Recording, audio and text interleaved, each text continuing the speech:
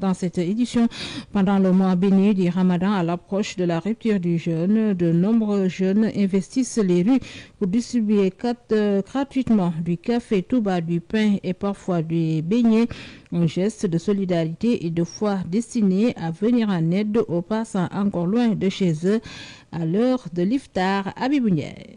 À quelques minutes de la rupture du jeûne, l'ambiance est particulière dans certaines rues. Autour de foyers improvisés, des jeunes bénévoles s'activent. Ils préparent du café Touba, symbole de partage et de convivialité, qu'ils distribuent gratuitement aux passants bloqués dans les embouteillages ou loin de leur domicile. Pour ces jeunes, cette initiative est avant tout un acte de générosité et de foi. Ils disent agir uniquement pour la satisfaction spirituelle et la bénédiction divine.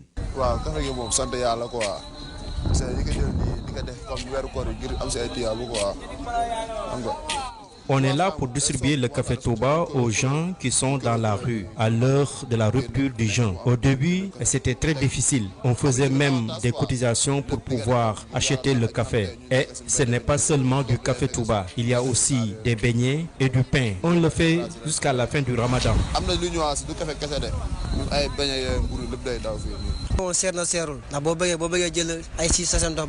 Le café est très cher. Imaginez acheter l'eau, le café, le pain, le sucre et le bois pour le feu. Pour le matérialiser, on demande souvent à des familles du quartier de nous prêter marmites et bassines. Une fois terminé, on ramène tout à leur propriétaire.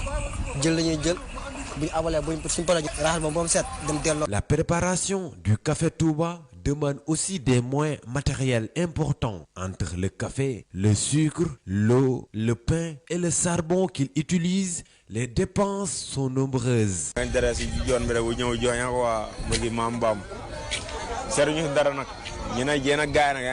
On ne cherche rien à gagner, même s'il y a des gens qui pensent que l'argent qu'on mendie sert à autre chose, ce n'est pas le cas. On le fait seulement pour aider les personnes qui se retrouvent dans la rue à l'heure du jeûne.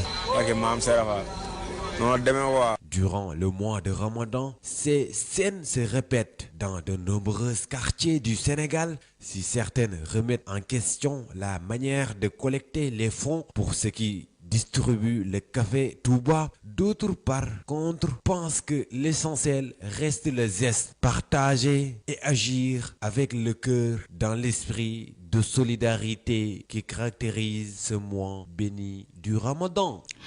Merci Abibou Ndiaye pour ce reportage. D'ailleurs, c'est cet élément qui a mis un terme à cette édition.